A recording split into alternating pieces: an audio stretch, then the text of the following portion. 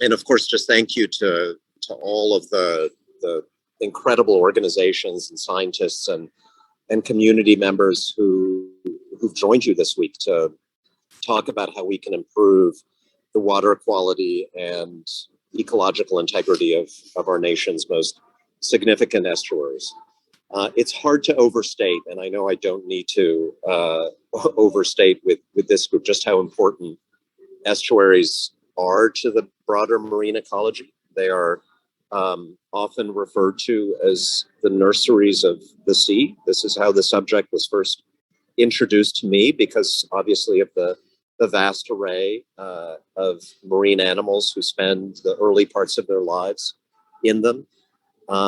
Estuaries also are stopover sites for migratory animals, whether duck or geese or salmon. They filter out pollutants from rivers and streams before they flow into the ocean. They protect inland areas from flooding with their broad and shallow waters able to absorb sudden storm surges, which is particularly important for my constituents in New Jersey who've been through so much in the last few years as a result of climate change.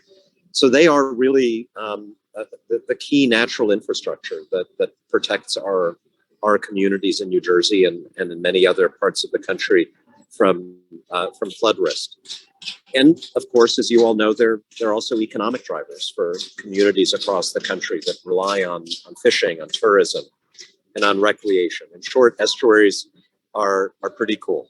And so as a member of the House Transportation and Infrastructure Committee, subcommittee on water resources and the environment, I've had the opportunity to play a small role in trying to protect and strengthen our vast and complex estuary ecosystems, and in so doing, preserving the natural beauty and security of the state of New Jersey.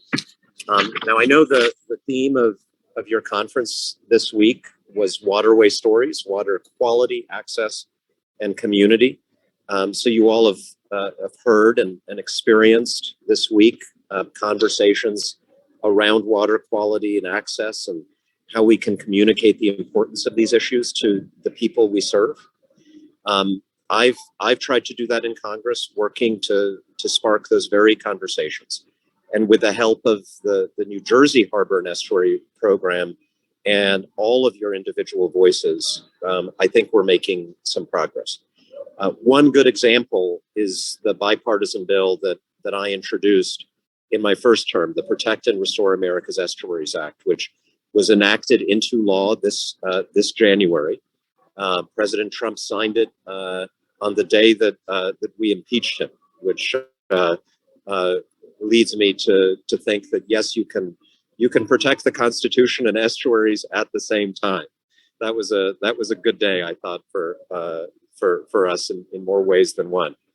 The bill would not have been possible without the help of a lot of people on this call, and I particularly want to single out Rob Pirani and the New York, New Jersey Harbor and Estuary program for your leadership. The bill makes a number of important improvements to the National Estuary program.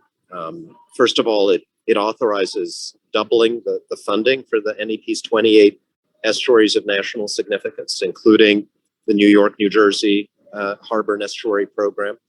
It ensures that the management plans governing these nationally significant estuaries consider the effects of recurring extreme weather events, i.e. climate change, and that they develop and implement appropriate adaptation strategies.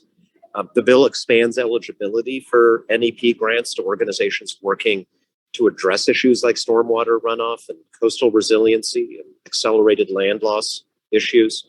And it requires the NEP management plans to develop and implement strategies to increase local awareness about the ecological health and water quality of estuaries. So that was a really, really important win that we had together. And again, I want to thank you so much for all of your help in getting the bill across the finish line. I've also been really happy to co-sponsor the New York, New Jersey Watershed Protection Act, which as you know, invests even more federal resources in protecting and restoring the waterways that flow across New Jersey and into the New York, New Jersey harbor. What that bill does specifically is to direct the Secretary of Interior to build on and coordinate restoration activities at all levels of government. It establishes a program to coordinate restoration and to award grants to help fund restoration projects. And it authorizes $50 million annually through 2027 to accomplish those goals. And then finally, I think you guys probably read we had another little legislative success in the Congress in the last couple of weeks after a lot of work. We passed the bipartisan infrastructure bill, a bill that will benefit New Jersey and New York, our entire region in countless ways. It was a messy process, which is not unusual in the annals of Congress when you have to get 535 people together on something. We have an evenly divided Congress between Democrats and Republicans. So it wasn't easy, but the accomplishment, I think, was very, very great, and it will change this country for the better. And one of the things we do in what we affectionately refer to as the BIF is to invest in projects that can withstand the impacts of climate change. In New Jersey, we've got to level with the fact that the tropical storm Ida, that storms like Ida will become even more frequent, and address the urgent need for flood mitigation along the Rahway and Raritan rivers that through infrastructure that can be resilient in future storms. The bill provides around $50 billion nationally, the biggest investment in our history, to strengthen our resilience to those kinds of extreme weather events and to protect our communities from the flooding that results. I represent towns like Cranford in New Jersey that are hit with 100-year storms every 5 or 6 years.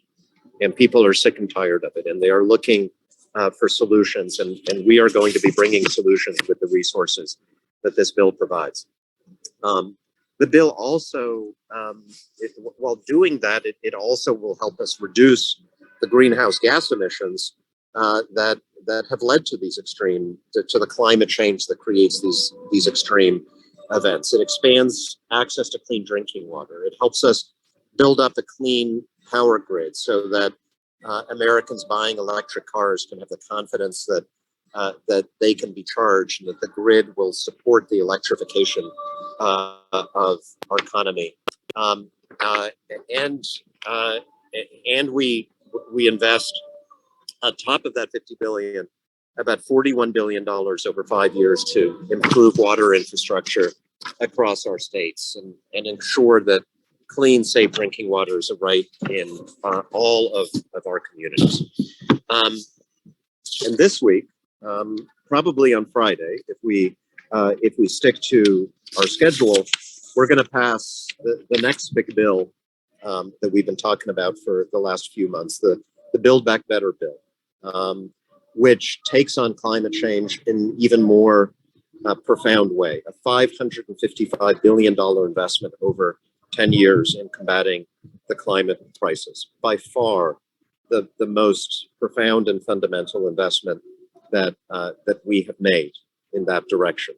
And that includes about $28 billion in strategic conservation investments to encourage conservation of soil, water, air, and other related natural resources, and a little over $2 billion in wastewater infrastructure. So that investment in particular, I think, will be of significant help for the national, for our national estuary programs, where problems like urban sewage and stormwater runoff and other excess nutrients are, as you all know, largely responsible for degrading our water quality and estuarine waters and in destroying our delicate ecosystems. So through all of those legislative efforts, I just feel incredibly privileged to be your voice here in Washington. And I will promise to you to continue to be that voice, to keep on fighting to protect the waterways that New Jerseyans and people all across our country depend on. So thank you again to Rob. Thank you to the New York, New Jersey Harbor and Estuary program for bringing us here together this week. Thank you to all who joined this year's conference.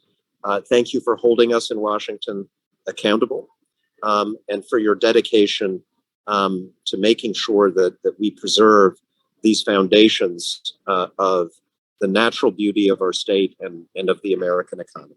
There's a lot more work to be done. I urge all of you to continue this great collaboration and communication with us to make sure the progress continues. Thank you all so very, very much.